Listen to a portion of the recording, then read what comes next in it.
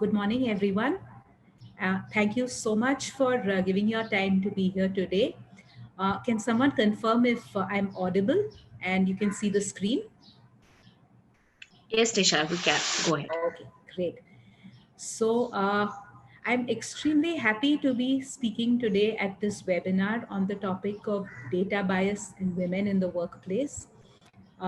This is a topic that I discovered recently and which I've become quite fascinated by, so I'm happy to share my views on this. What qualifies me to speak to you about data? So, I'm a researcher and I collect and analyze data for a living. I work with consumer insights, which are used by organizations to inform product development, communication, and so on.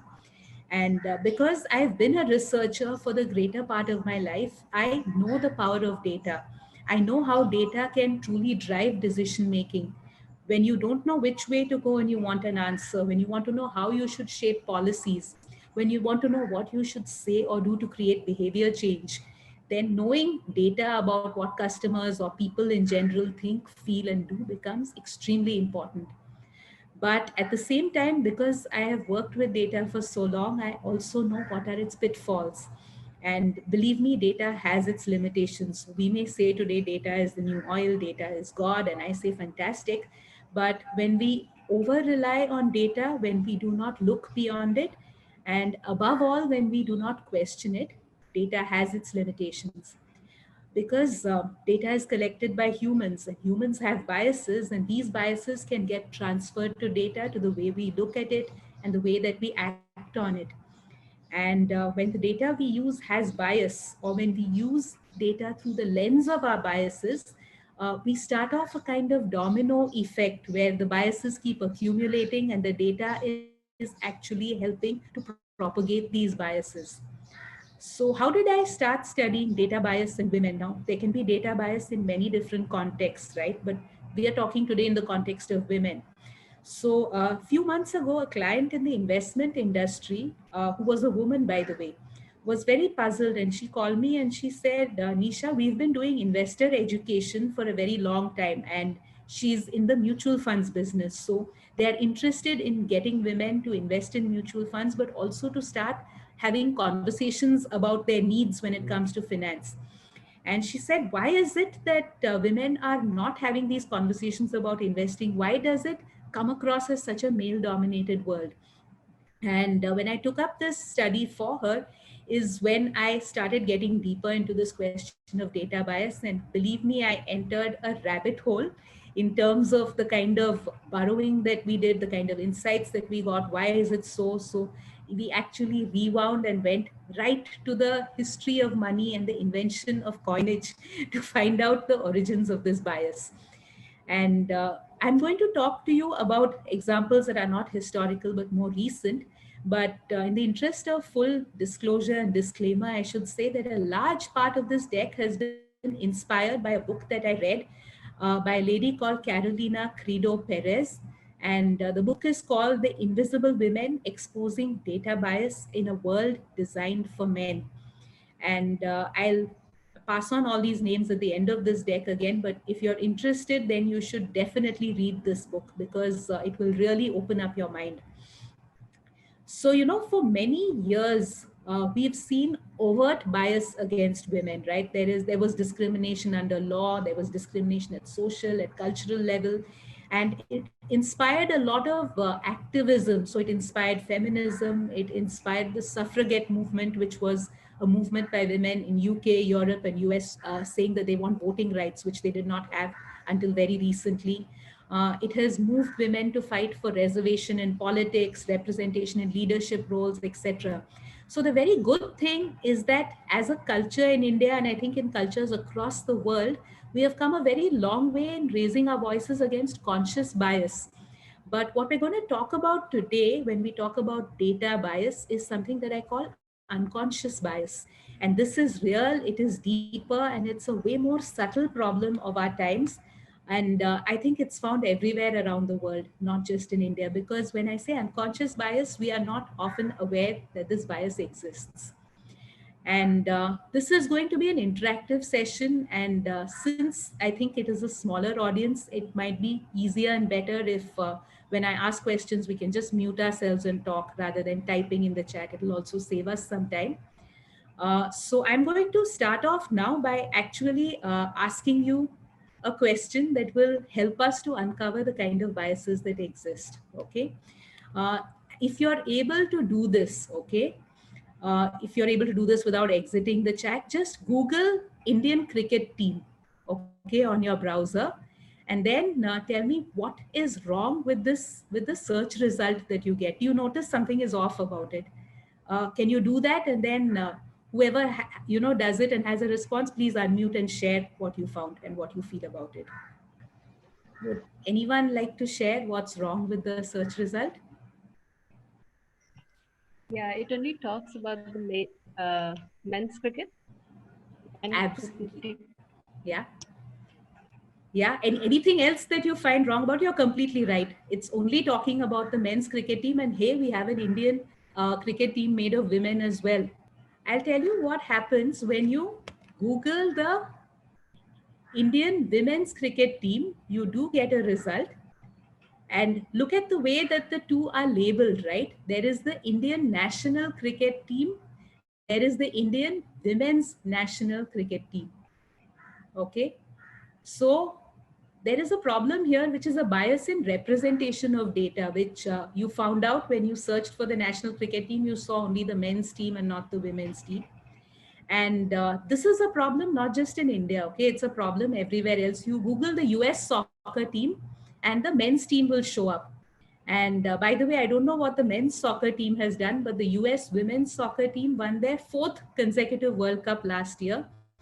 And currently, they are fighting a very conspicuous battle in the news to get equal pay with the men's team.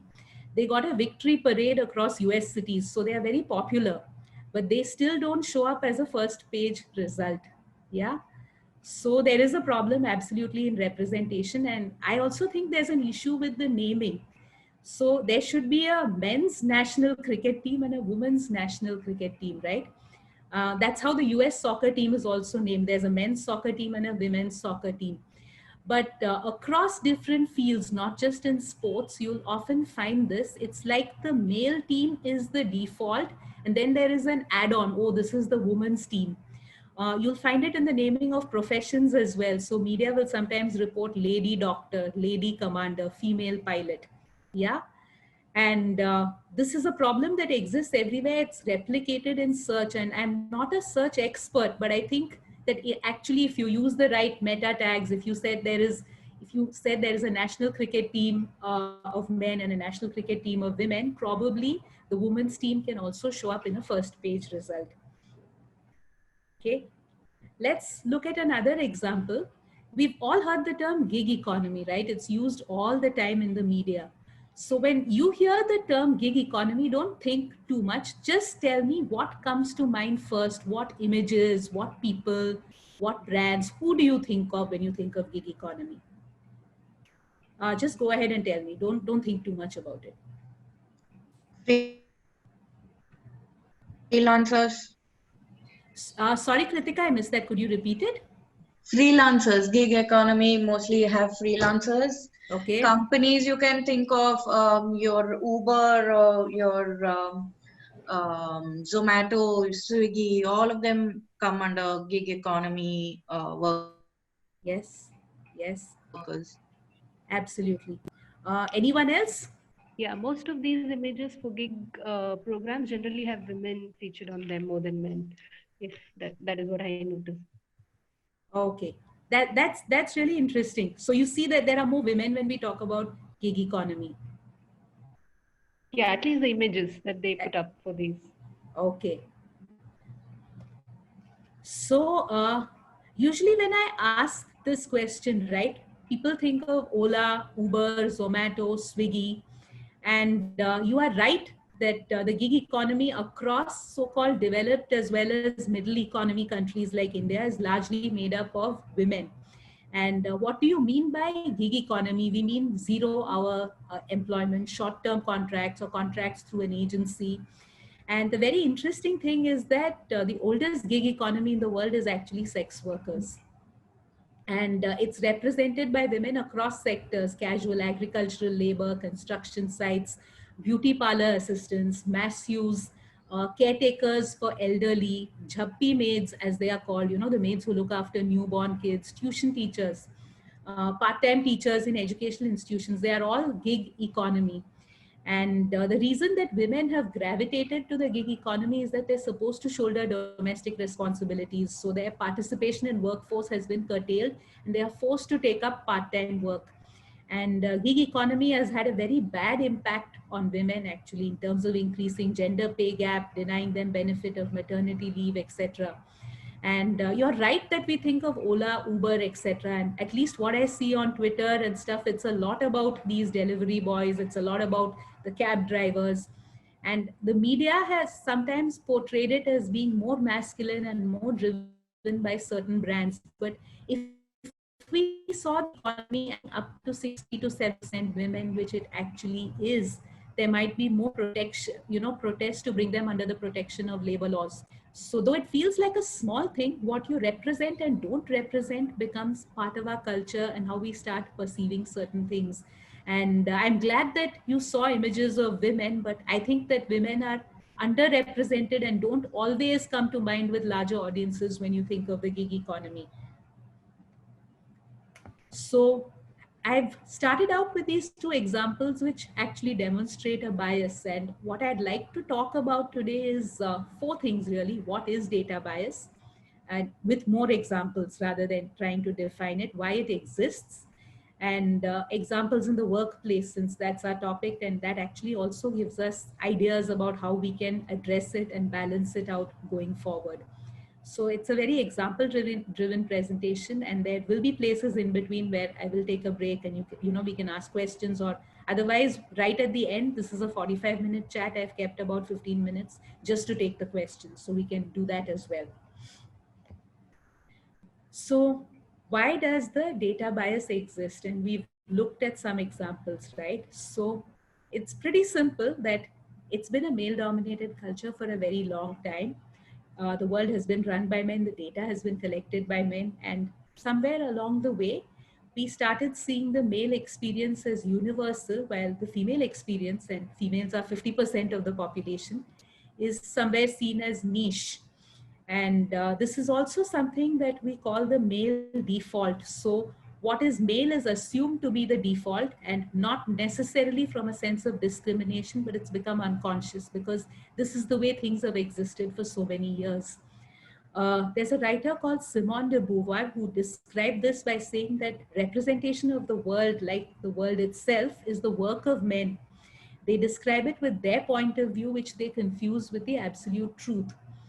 And effectively, what happens because of this, because the world was designed by men, because the data about how that world functions was collected by men for the longest time, maybe in the last 100 years, we started rectifying this. But I think a lot more happened just in the last 20 to 30 years. So effectively, there is a giant data gap in the very history of humankind. And you must have heard this term, history versus her story, right? It's literally true. In many fields, lives of men have been taken to represent those of humankind at large. So historically, we have gaps in our data about women and their role in the evolution of humanity. So if there were women doctors, women scientists, women mathematicians, even women warriors, we know less about them than we know about the men.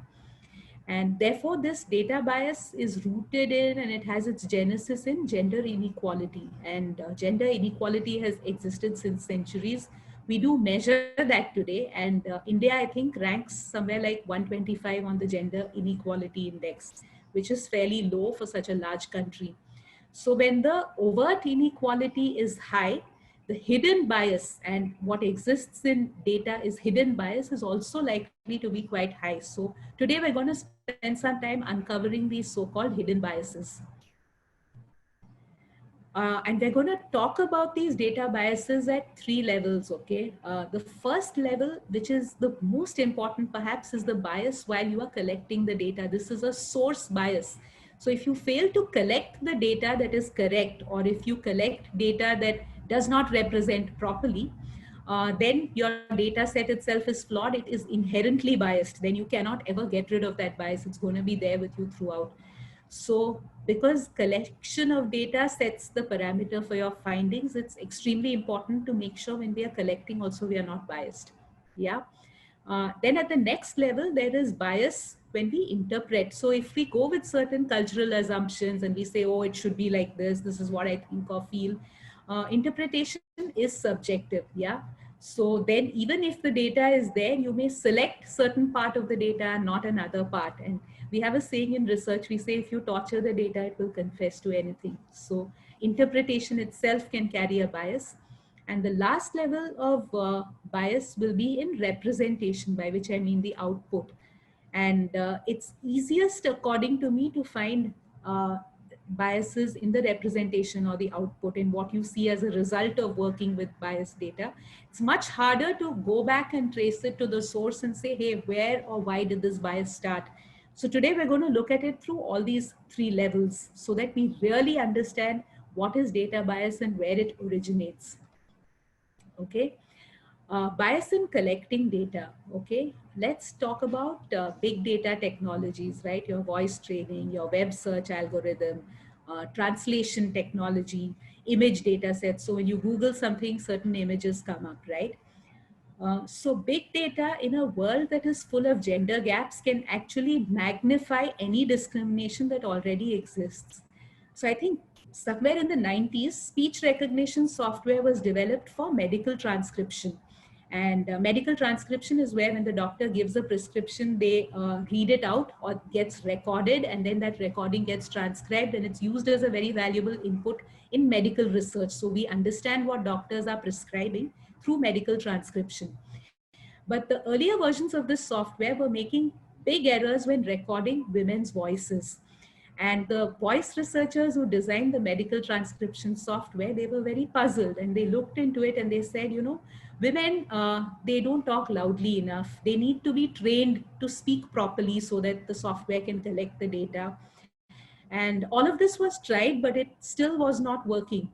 And then a similar problem also existed with the voice assistants in their early days. So the voice assistants in cars, when women tried to set up these voice assistants, they actually found out that they could not do it. And in a car, you tend to rely on voice, right? If you're driving, to give an instruction, to play the music, etc. So the women were not able to operate it. And car dealers started telling them, please ask your husband to set it up because it doesn't respond to women. So what was the underlying problem in both of these cases? That data is used to train the software. Okay, in all big data, the input is what decides how good the output is. And 69% of male voices were being used in voice training of this software and not female voices. So the software, which does not think and perceive and see the world for itself, was being trained to think that the world is dominated by men. There is research that says that Google Images search for CEOs shows more male CEOs. Now, actually, 27% of CEOs in the US are women, but search results shows only 10% of them.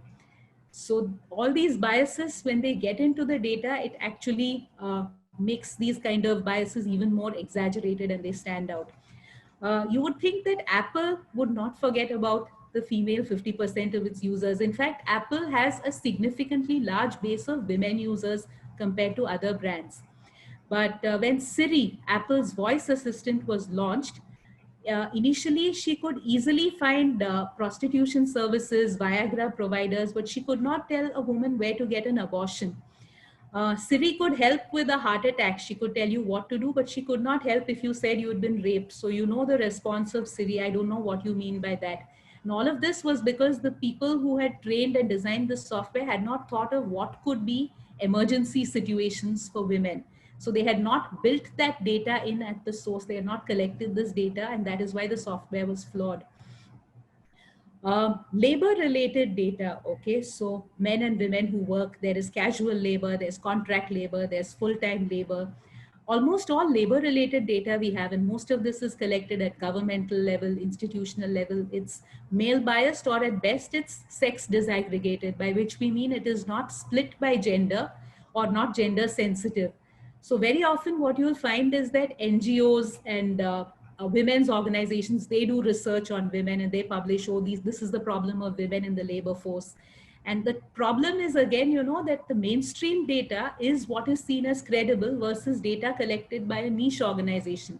So people will say, of course, if it's an NGO or a women's organization, they have an agenda to push. But the truth is that at a mainstream level, there are men as well as women in the labor force. They should be represented, but they don't get so. Uh, the gender of animals in clinical trials. Okay, this really blew my mind. So, you know that animals like rats and monkeys are used in testing of drugs, right? And that's the first level of a clinical trial. You test with animals before you take the trial to humans. So, if you take an illness like depression, women are 70% more likely to suffer from depression than men. But animal studies on brain disorders are 5 times more likely to be done with male animals than female. And there is research that shows that testing was biased towards male rats rather than female rats. Now, this was probably an unconscious bias because you would think that scientists won't be biased, but it can create a very big ripple effect because we know biologically female systems are very different from male systems at all levels, right? The muscles, the organs, the hormones, at every level, the male and female body is quite different. And this can be a problem, especially in clinical testing, because in many cases, if we say, okay, we don't have data for women, we can go back and collect the data. So if it's labor related data, I can say, go back in field and find out about men. Yes, it's painful. There is time and cost involved, but we can do it. But when you're talking of something like a pharmaceutical company, the whole innovation cycle is very long, expensive, and millions of dollars are spent on R&D and cycle time. And there are repeated trials that keep happening. We are seeing that now with the COVID vaccine, how much of trial is needed. So they're saying it could take a year, it could take 2 years. So if a little later down the line, someone says, oh, there were no female rats in clinical trials, and the drug is now already at a stage where it's being tested on humans, it's going to be a little difficult to backtrack and say, wait, let's go back and test it on female rats as well. Millions of dollars are spent and companies stand to make billions of dollars in profit when it over the lifetime of a drug. So what if we did not get the killer drug? I beg your pardon, not the killer drug, but the right drug because of this data collection bias. What if we could have made a much better drug if from the beginning we had kept the gender aspect in mind? It seems like an incredible oversight, right? How could you not test a drug which is mostly going to be used by women on female rats during your clinical trial stage? But make no mistake, science and finance, which are these very cognitive, very rational, very left brain driven disciplines, they are both riddled with data bias and data gaps more than most other disciplines. Is it changing? Yes, I hope so. Is it changing enough? So if you happen to work in these fields, definitely push to find out and create the change if it's not there. On the same subject of the medical space, so we've all now read a lot of publications and data, and it's kind of confirmed at a global level that COVID kills more men than it kills women. And we know this when we look at the data from highly affected centers like Wuhan, USA, Italy. This is a fact that women are not dying from COVID. But why is it that it does not kill women? Do we have the answer? Not exactly. And the answer is also not as simple as it sounds. And data can sometimes be confusing, right? It doesn't give you a very consistent picture. So in some places, including India, it's been suggested that women die more than men. And in some places where data is available, it shows that women are actually more likely to test positive than men. And it's very hard to get a comprehensive answer because all countries will give you gender segregated data on death, but only 53 countries publish gender segregated data on testing. So, how many men and women come forward to get tested, and how many men versus women test positive? So, I've hunted and I can't find this data for India.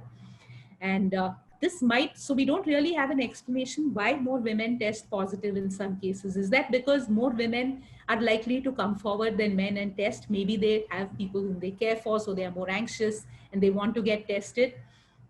And so what we are figuring is that the answer may not just be sex related differences, by which I mean biologically there's a difference between men and women, which is why men are more likely to die than women. The answer could also lie in social and cultural differences.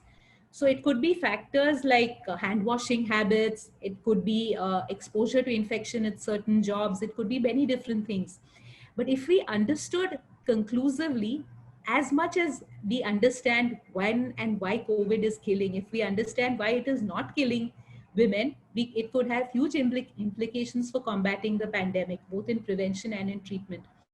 But believe it or not, we are not collecting this data. So there is no answer yet for this. And from all evidence, not as much research is going on this as there is on a lot of other aspects around COVID. Moving on, let's talk about the bias in data interpretation. I really love this example. Worldwide, an experiment has been done. I think it's been done over the last 2 or 3 decades, where these researchers ask kids, both boys as well as girls, to draw a scientist.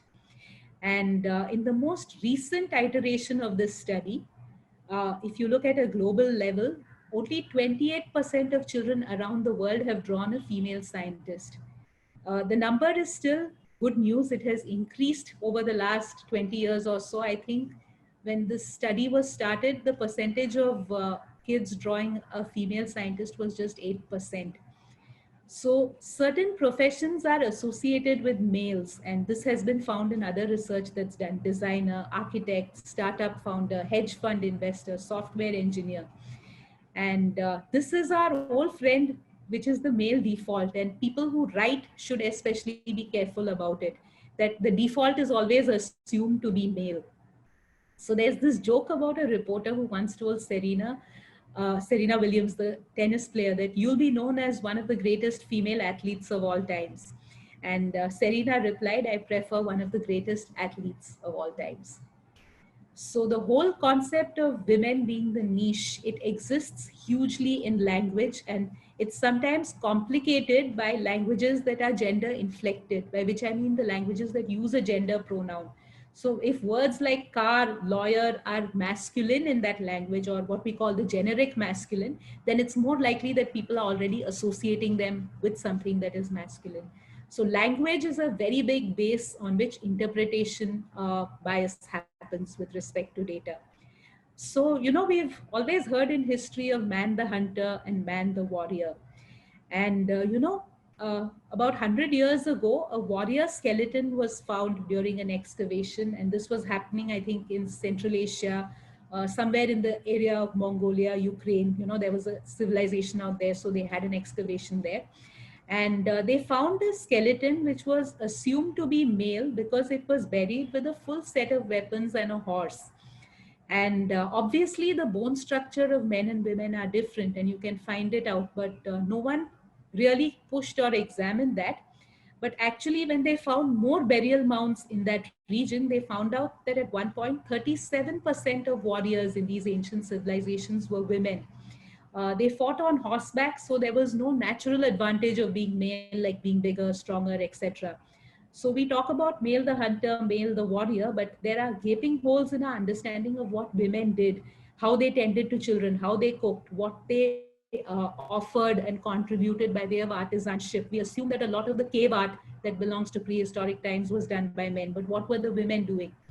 So there are a lot of gaps in this data that we have, and this interpretation bias carries forward even today in some of the examples that I'll be sharing with you.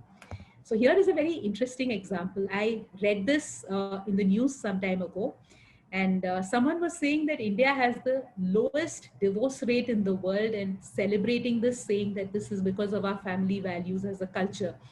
And if you look at the divorce rate by country, India is a staggering 87% lower than Luxembourg, and it's way lower even than so-called conservative countries like Iran, Turkey, and Saudi Arabia. In fact, at 1%, India's divorce rate is even lower than family-oriented cultures like Chile, Brazil, and Colombia. And the global divorce rate has actually increased 251% since 1960. So does less divorce in India actually mean a good thing? If you look at the leading causes of divorce internationally, so the biggest cause of divorce, like 44%, is incompatibility and growing apart from each other. Then there is a good chunk which is called other or unstated. So people have not said what is the reason. And 18% of the cause of divorce is infidelity. After that, there's abuse, etc., but it's a lower number. So, yeah, it's great that India has a metric of low divorce, but should that be a reason in itself for happiness without investigation? I mean, does incompatibility, growing apart, infidelity, these problems don't exist in Indian marriages at all? Could it be so? So when you look at other independent research, right, which is not about divorce, the reality is that 37% married women have experienced some form of sexual or physical violence by their husband, and 2 out of 3 women have not even told anyone else about this abuse or violence. So once again, I'm asking, is divorce rate the right metric to measure? Or should we ask the reason for not divorcing? Should we ask how happy are these marriages? Should we be measuring satisfaction and closeness with the spouse? So, this is an example of bias in interpretation and something that I will come back to also. Sometimes, when you see a bias, looking at a disconnected or disparate set of data, something that is not actually directly connected to this, can actually help you to show up that pattern of bias. So, in this case, looking at divorce rate and then looking at rates of abuse of women within marriage together, they told a story, but independently, they were not telling the whole story. The third thing that we spoke about, bias in representation, how women are represented through data, right? So, men in movies. So, we all know that gender bias exists in Bollywood, in Hollywood, in the Telugu film industry, the Tamil film industry. It exists everywhere. So, the men are made much of, they are paid more, they have more leverage and influence, etc. But did you know that global research also shows that the male lead spends 3 times more time on screen, and he speaks twice as much as a woman overall? And this was done by an analysis of scripts around the world. So, if there are content creators or screenwriters, they should take note that this is something that can happen unconsciously as well. It may not be always done consciously, but that is how actually more representation might get given to men. I have not done a formal study of banknotes and statues, though I would love to do one, but I would suspect that a majority of them feature men. And I can remember very rare examples of female statues. Rani of Jhansi, there's a famous one of Mayavati, in fact, many famous ones of Mayavati all around UP. And why is it that women are not featured on banknotes or statues more? So it's not that the people who made these decisions were necessarily biased against women, but it was about the criteria that they had. So the criteria were financial success, fame, conquest, lasting contribution, name recognition, factors that exclude women historically. Now, what someone is worth is a matter of someone's opinion. And worth is informed by culture. As a culture, we decide what makes someone worthy of being on a banknote or a statue. So, a male biased culture will exclude women in these fields, which is why whether or not you agree with the politics of a Mayavati or a Jayalalitha, and whether or not you agree that statues are a good way to, make people famous or look up to what we value, it's important to have statues and women as role models for the young women out there. And even more important, the factors that define whether a road or a statue or a banknote that will immortalize a human being shouldn't be based on what are narrowly male achievements. So you actually have to broaden the criteria that will get someone on a banknote or a statue. Creativity is right brained, right? And we say left brained is masculine, right brained is feminine, according to stereotypical thinking. So we should think that creativity, at least, there should not be male domination, right? But the world of arts globally, from music to painting to sculpture, is also male dominated. And studies across these disciplines, as music, painting, etc., have shown that what students learn from, what is considered as the reference body of work in any creative discipline, what we call the canon. When it comes to music, painting, or any form of creativity, it's predominantly men. So there have been women composers, women conductors, women painters, but very often they get left out of this reference body of work or this canon. And again, that is because committees of men take these decisions. So getting into the canon and getting more women into the canon is important. They do exist, but they don't get represented very often. And even the whole definition of art, who decides what is art versus artisanship? So I visited the Kochi Biennale, and that was, I think, in 2019. And I saw these works that were extremely interesting by some of these female artists. And you know what I learned there is that women historically and even in prehistoric time were often artisans. So they made things that were of utility. They made baskets, they wove cloth, they made objects inside the house. But somewhere along the line, we said artisanship is inferior and art, which is painting, sculpture, music, is superior. And it attracts more attention, investment, money, it gets more representation in art galleries, and it is largely male. So there's an entire world of female creativity that just got excluded when we had this representation bias. I'd like to introduce you to one of my favorite art collectives. So I encountered this group of ladies at the Kochi Biennale. They are called the Gorilla Girls. They describe themselves as feminist activist artists, and over 55 women have been members of this collective over the years. They are temporary members, so you can be there for weeks, you can be there for decades, and they consistently use facts and these visuals, which are very outrageous and funny, to expose gender bias, ethnic bias, and to actually make us think. So you can see some examples. They've actually documented and counted how many women had one person exhibitions at New York Museum, and they've listed four major museums and said in 1985, there was zero, and in 2015, there's been one or two women in each of these exhibitions. They've called out that the Senate is 75% white guys, but film directors are 94% white guys. They've called out galleries that show less than 10% women artists or don't show any at all. And they've said what it was in 1985, what it is in 2014. So I'm spending time with the Gorilla Girls for a reason, because I think this kind of activism that is evidence and data driven is very powerful. It's more powerful than standing and shouting slogans, for instance. And we actually have to use data to defeat the bias in data. Otherwise, the journey will be much harder to accomplish. So I've been talking for a long time. So again, I'm going to request you all to participate on this one. Let me first give you a heads up, okay? I don't know if you have seen this. It was circulating on Facebook a couple of weeks ago. A video of a woman who's abusing the bank staff when she's asked to wear a mask.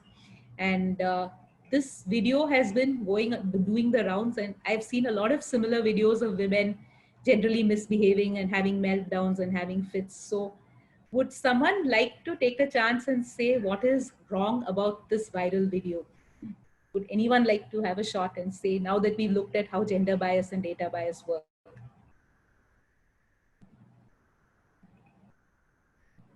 Anything that strikes you as unusual that we are calling out a woman for not wearing a mask and making a scene about it? I mean, are we more easily forgiving of women when they commit a mistake or a crime? Is that what it is? Okay, that could be one thing. And any other thoughts on it? What it could It's be? What is almost like wrong? it's almost like the woman's not wearing a mask, but that individual is branded as the whole sort of community of women, so it's almost saying like just because she didn't wear her mask, women are getting away without wearing masks, so to speak.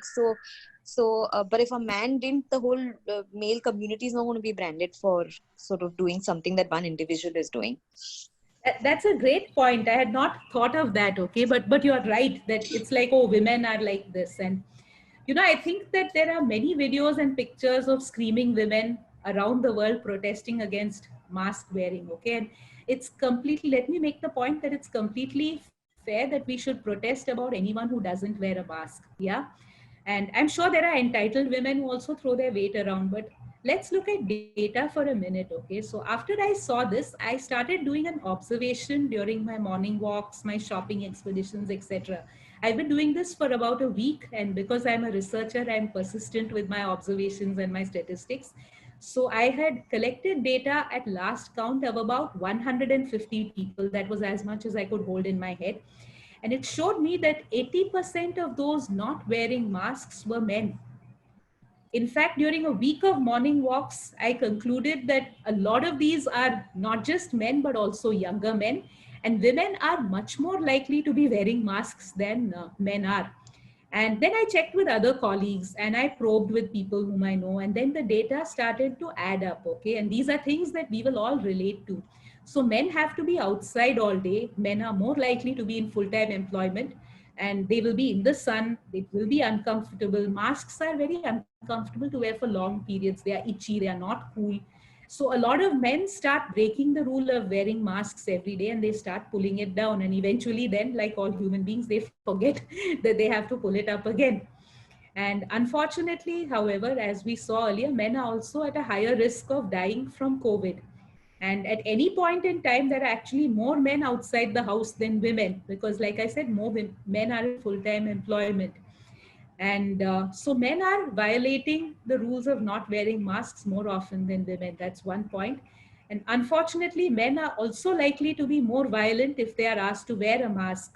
Just yesterday, I read the news that in France, a bus driver was beaten to death for asking four passengers to wear a mask. And needless to say, the four passengers were all male. So, whom do we need to show in a video not wearing a mask? There is one screaming woman, and we all look at her and say, yeah, look, women are all spoiled. This woman is screaming, she's making a scene. But you're looking at one tree, and behind this woman, an entire wood is hiding.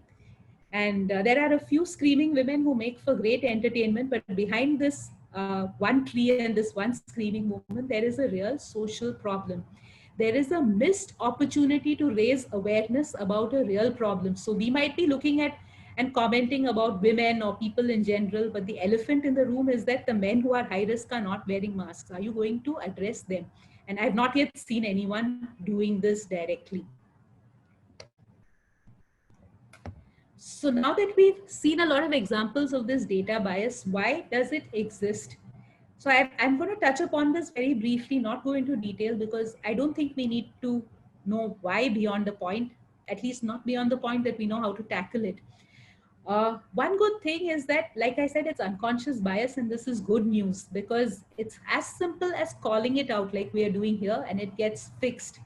And I'm not talking about misogynistic organizations or those with a toxic culture. I'm talking about most organizations and individuals today who are modern and progressive. So every one of us has a chance to fix this in our workplace, in our surroundings, provided we are able to spot it. And hence the purpose of the session today. We have to start being able to spot where those biases are and what is causing them. These biases are sometimes based on biological differences, which is sex, but more often than not, they are based on gender, which is the perceived cultural role and of men versus women. And most of the prejudices that we have to overcome are actually around gender, although the biological difference may also play a role, and we'll see that in some of our examples. But the culture and the stereotypes that we have about men versus women are generally much stronger. And this is very interesting. I've been reading some research, okay, in DNA and neurosciences. And a lot of the research that is being done today is debunking the theory that men and women are so different from each other in their cognitive or emotional ability. For instance, the role of testosterone in making men more violent or aggressive is being questioned. And increasingly, we are saying men are violent because of socialization, because somewhere they pick up that it's acceptable to be this way, just as women picked up somewhere that they should restrain from physical violence and be gentle. But remember, there were women warriors thousands of years ago. And even today, boys socialized as, say, Buddhist monks can renounce violence and they can be meek and gentle. So what this also means is that our arguments that men are better or women are better are both futile. To be productive, happy, and healthy as a society, the key is really gender equality and not superiority of one gender versus the other. So when we work towards reducing data bias, we are actually working towards ensuring gender equality. And data helps achieve it. In practice, what happens is that, the biases happen because of They start out because of sex or biological differences, and then gender amplifies them. So there's a very interesting example about this. So initially, farming, when we became a pastoral civilization, farming was done by both men and women. It was small scale farming using small instruments like hoes and rakes. But then we invented the plow, and the plow is driven by oxen. And research shows that when the plow started being used in agriculture, what anthropologists tell us is that women could not use it because the plow required a lot of upper body strength. And men have more upper body strength than women as a rule. So even if a woman is an athlete, her upper body strength will be weaker than a man, versus lower body strength, which is in the legs. There's barely a 20% difference between males and females, and you can actually cover that up through exercise and bodybuilding. So anyway, when the plow came in, women stopped participating as much in agriculture. Ultimately, this led to the labor of men being more prized. And in societies where the plow was widely used, research has shown that even today, these societies are likely to hold more negative views of women. So you see, it starts with a sex-based difference that is very easy to solve for. I mean, why would you not invent a farming implement that can be used by both men and women? Because that will increase productivity, that will help you share labor. But when you don't solve for such a sex-based difference, then it builds into a gender difference, which is much bigger. And then you can't solve for that so easily without the data to understand how it came about. So would you think that today we think poorly of women because somewhere it is related to the fact that plowing and therefore money making agricultural activity could be done only by men? But only when you understand this, then you are armed to neutralize it in the short term and in the long term. And none of this is as easy as it sounds, right? I'm making it sound easy, but it's not. And the point is today that stuff like technology is supposed to neutralize this sex-based or biological difference, but it still fails to do that. And you saw that in the example about artificial intelligence, voice recognition, medical transcription. So it's really the perceived cultural role and difference and the sheer blindness to women's needs that actually drives this difference. And finally, the last point that I want to speak about is, and it's a very important one, is that gender differences don't operate in isolation, right? There's always a context of class, caste, religion. And it is in this context which the women studies experts call intersectionality. So where there is intersectionality, where you have, that I am a woman plus I'm from a lower socioeconomic class, or I'm a woman and I'm from a certain caste which is disadvantaged, or I'm a woman and I'm from a race that is discriminated against, then in each of these cases, that difference of being a woman gets magnified. The bigger the bias that exists in the data, and very often the bigger data gap that exists. So this data bias is going to get exaggerated when two or more factors are in play. And unfortunately, two or more factors are always in play. It's never very simple and straightforward. So the way to take care of this is to not just make the data, more woman centered or make sure that you represent women. It's to overall make the data more inclusive, collect more background about people than just their gender, for instance, their economic strata. And this itself can make a very big difference in, countering this data bias. So I'm now going to go very quickly through some slides because I think the examples are well set up of places in the modern, areas in the modern workplace where this data bias exists. And we're going to talk very quickly through 4 areas. One is human resource. The second is all kinds of R&D, innovation, new product development and design. The third is marketing and communication. And the fourth is policy and regulation development. So let's look at these. So human resource, the one thing that human resource has to solve for, and which I think they're already trying to solve for around the world, is this whole problem of women's unpaid workload, which is contributing to the gender wage gap that we keep hearing about, the fact that women get paid less than men. And a UN study done just last year says that because women do most of the unpaid care work at home, right? They do the child rearing, they do the cooking, they do the cleaning. So men's paid work hours accounted for 28% of their work time, and it was 16% for working women. And women spent 19% of time in household chores versus 6% of men. And I know that we always like to feel happy and say that during the pandemic, this balance changed. So now, yes, the men are doing more work, work in the house than they were earlier. At least they are aware of how much work there is in the house. But you'll be surprised where all this unpaid work can have an impact. So there was a study on publishing done by women in sciences, and this includes medical sciences, this includes other sciences. Publishing by women in sciences has dropped up to 23% since the pandemic started compared to the same period last year. And publishing by men has not dropped in the same period, which means during this pandemic, women scientists have been publishing less. And the research again has probed this, and it's believed that increase in childcare burden is what has contributed to this decline. And this is disturbing for science and scientific research because women are already underrepresented in science. But even in so-called high achieving, group of physicians, researchers, scientists, the women are being impacted when the household work increases. And research has found that women spend in these disciplines spend on average 8.5 hours more on childcare and domestic tasks than the male scientists. So women scientists are likely to be spending more time in the work, taking care of the work at home.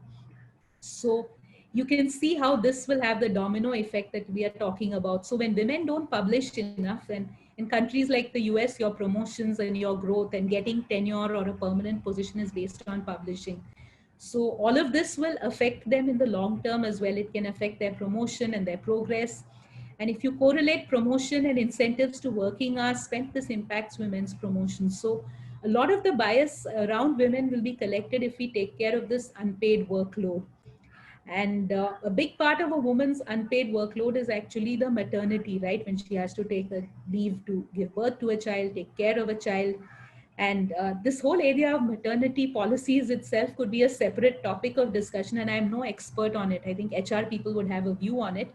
But I want to talk about an example in Sweden. They have the highest employment rate for women with kids and women rejoining the workforce after having kids, because they have paternity policies where they offer men up to 90% of the salary as paternity leave up to 3 months. And if the men don't take it, within a certain time frame, it lapses. So when the men actually take paternity leave, women's participation in the workforce, women's return to employment, it increases drastically.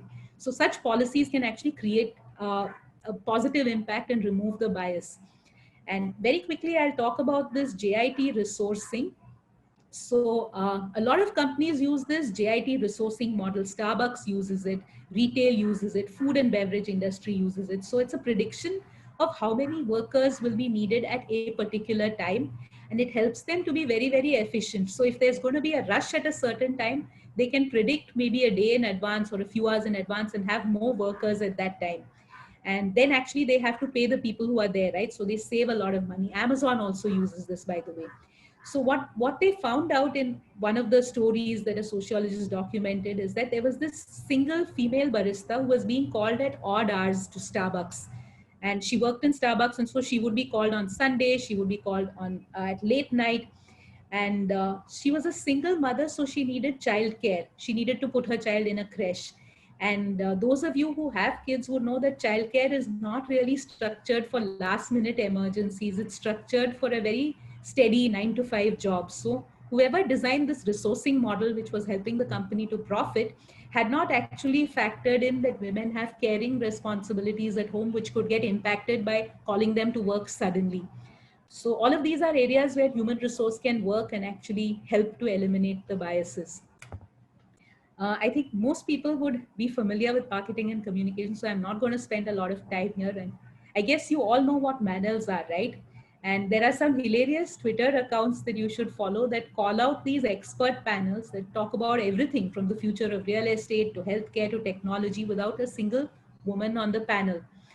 And this does not happen in India when it comes to women's issues, but there are some ultra conservative countries that have panels on the future of women without actually representing a single woman on the panel. So this is definitely something that is skewed towards certain industries. Finance, governmental sector, technology sector are much more likely to have panels, but I think it's worth the effort to get more women and representation of women there. So our intent is not fanels versus manels, which is female panels versus male, but having diversity, because diversity is actually what leads to growth. Having the balance of male and female is what actually leads to better ideas, better decisions being taken, better way forward being found. Branding and advertising, we all know lots of examples, right? Whether it's making everything female in pink color, logos, products, everything. I can't tell you how many packaging I see for women's products that have the color pink in them. I think there was even a pink credit card that someone introduced or someone sent to me at some point in time. And what you'll also see, but in advertising, is what I spoke of as intersectionality. So ads that speak to masses are more likely to have a bias in the way they represent women versus those that speak to an affluent or urban or niche population. So recently, Mankind Pharma has been running a couple of high-profile campaigns. I happened to spot one on Twitter. It was saluting COVID warriors, healthcare, science, the cops, and it was a 2-minute ad, and it did not feature a single female. And it actually said at one point, "We salute our policemen, and not our police force. There are also women in the police force." And there is also a flip side, okay, in both branding and advertising. So FMCG brands, the home care, the personal care, the beauty brands that consider themselves being used by women or talk to a female demographic, they are not tracking what the males are doing. And this is what I call the not my audience syndrome. And the women's brands have it as much as the men's brands. So mostly FMCG companies don't understand what men do with their products. So Fair and Handsome, or should we now call it Glow and Handsome, was born out of the understanding that men use women's fairness creams, but it was just a chance that led to the discovery of this opportunity. So someone must have asked that question, oh, what about men? Men also have dark skin. What do they do? Or someone must have stumbled upon the fact that, oh, I was talking to this consumer and she said her brother or husband uses her fairness cream. So my point here is that it's a very small investment, but you can do more research and you can extend your audience to a bigger pool. So if you say my audience is males, don't not research females. There may be a very small percentage of females who use the product, but represent them because the results may surprise. And this is another thing that I've spoken about, that sometimes not representing, this data bias that leads you to not represent women, could lead to a loss of opportunity, and it could lead to a loss of market opportunity. And sometimes just it's an opportunity to address a wrongdoing or fix the truth. And sometimes there's also a financial implication that you've lost an opportunity to connect to a new audience. I saw this ad of HDFC on Father's Day, and I'm again not going into a depth of it. And it's a classic male stereotyping, right? So this ad actually says that dad is your financial advisor and daughter is the spender. And on Father's Day, in case you've not seen the ad, the father is speaking to the daughter and saying, you're so spendthrift. Why don't you invest? Why don't you listen to me, etc. And it's funny that HDFC would put out this ad because I was chatting to another client and he mentioned to me that up to 30% of new insurance premiums in the last year have been coming from women and not men. But insurance companies, I don't know if they are investing as much time and money in understanding the female audience as they are the men. They are probably doing it, but they're probably doing it as the alternative. The default is the male. And the temptation is to hang on to the traditional audience because they are the majority. And the finance industry has many other problems. And across the survey that I've done of communication, there's a tendency to stereotype the men as the savers and the women as spenders. You'll see a lot more women represented in credit cards and loans than you will see represented in mutual funds and insurance. And this is how we actually understand and have a bias, that women are the spenders, men are the savers. But everything tells us that women who run the household and the family actually know how to save, and they've been saving for a long time. And anyway, a lot of savings decisions are now joint. So these are all examples of how the gender bias can persist in our interpretation as marketers. I'm almost out of time, so I'm going to very quickly talk about a couple of points here. So product design is generic and it's often based on men. So there is a mystery about large mobile phones. I don't know how many of you find that large phones are, of course, they are cumbersome for everyone to operate, but for women, it's especially painful. And that's because the length of the phone, the aspect ratio, as they call it, the width as well as the height, the finger span of a woman and the finger span of a man are different. So they are designed most likely for the male default, the finger span of a man versus a woman. So you'll find it more difficult as a woman to do basic transactions or basic UX operations on your phone versus a man.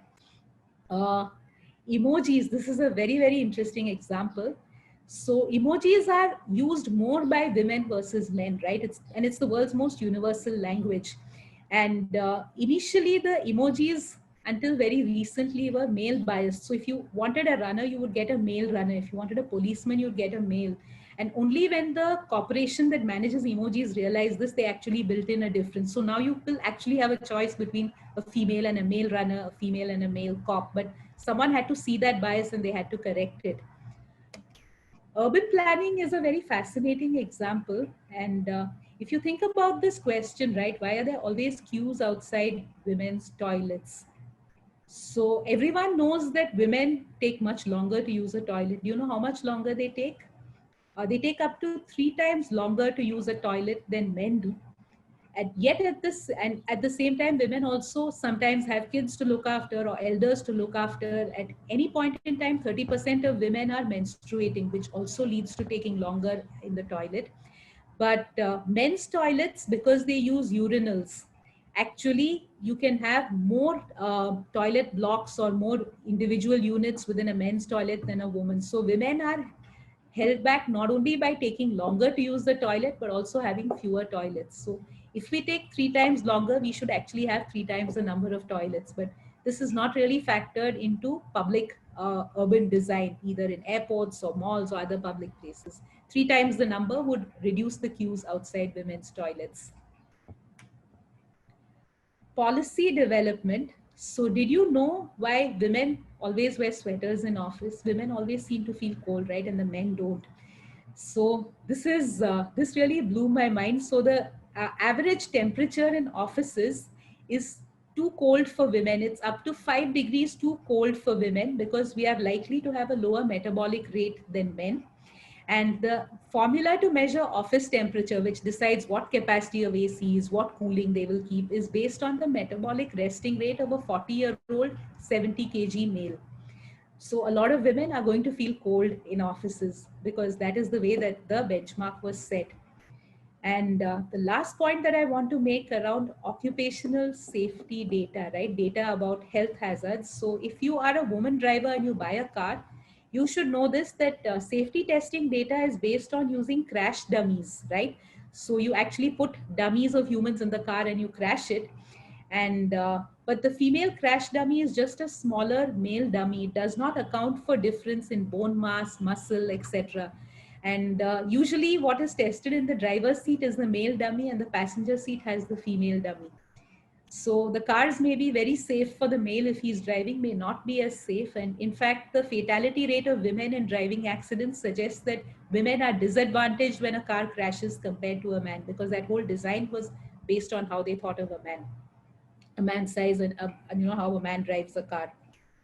So that is it in terms of the examples that I have. And if I were just to summarize the principles, I would say that a lot of bias happens because we assume and we go with the default. So if you want to change the bias, then start asking questions and start looking around and look at stuff that is generally overlooked.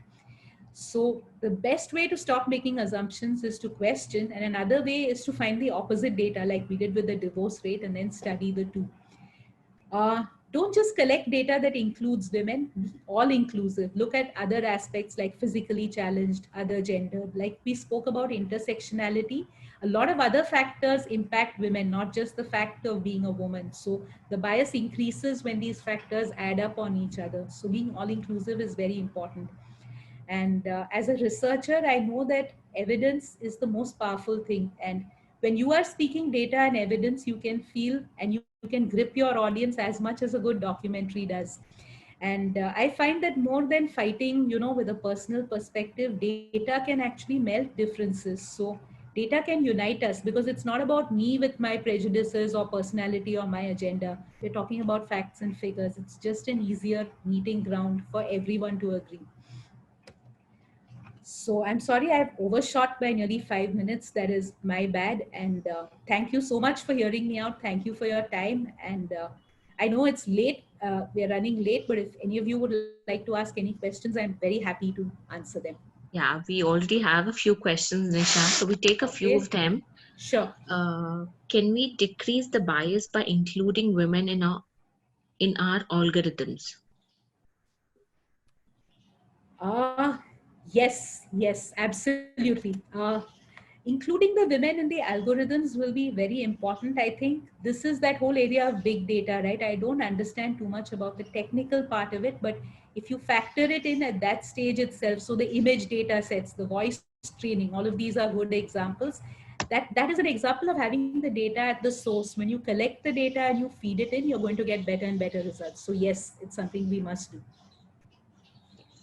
The next one is from Ramya. In a country like India, where women have now begun fighting gender biases, what can women do to fight this data bias? Okay. I think that the way to fight data bias is with data.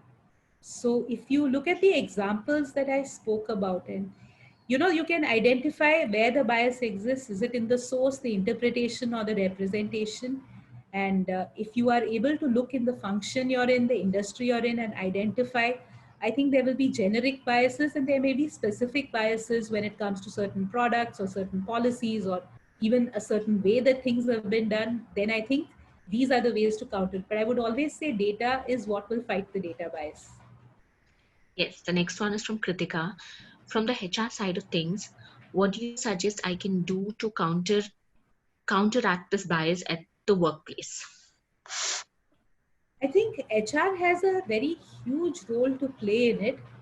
And and maybe this is more of my personal perspective, but I sometimes feel that as women, we are kind of disadvantaged because people assume that we will come with an agenda that, we want to represent women, we want to, men will discriminate against women, we have to do something different. And I think, again, in this case, collecting the data first and then going and having the conversation can make a huge difference. So I'll tell you an example. There was a lady, Sheryl Sandberg, right, who is the COO of Facebook. She used to work in Google.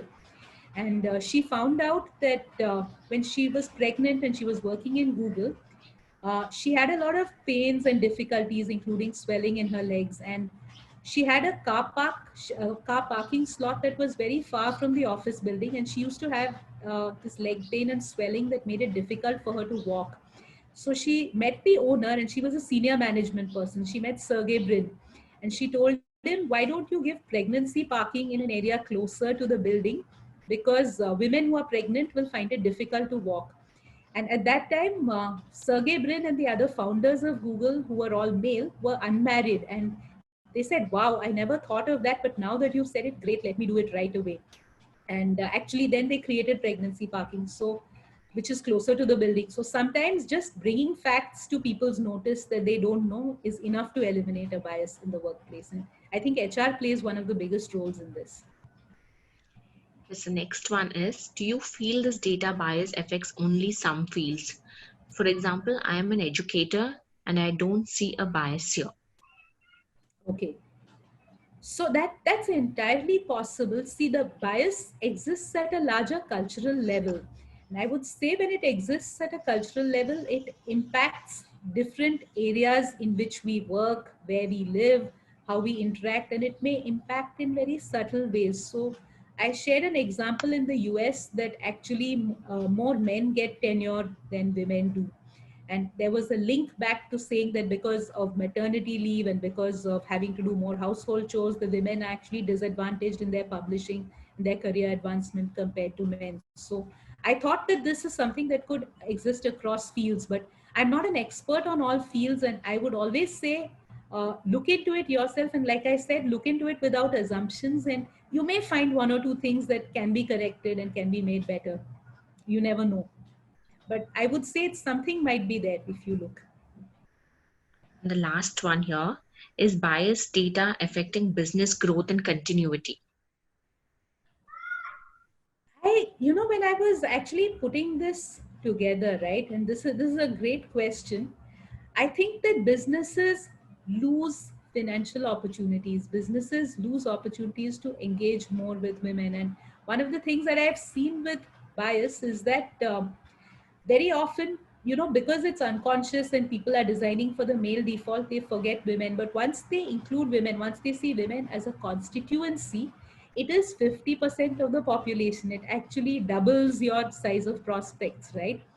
So businesses, to answer your question, can at every level, from the kind of people who work with them, to the kind of productivity, to the kind of decisions they take, to the kind of products they put out and the way they talk to them, it can actually benefit businesses in their growth and the way that they move forward. And if they operate with this bias, according to me, more than anything else, they are losing out on opportunities. So it's something that they can look into and correct, which will benefit them. But the whole idea is to frame the data bias as saying, this is not just about being discriminatory, but hey, we are losing out here. I think when that aspect comes in, people sit up and say, oh, that's something I should take into account. Okay. Since we've passed 12, let's end at this.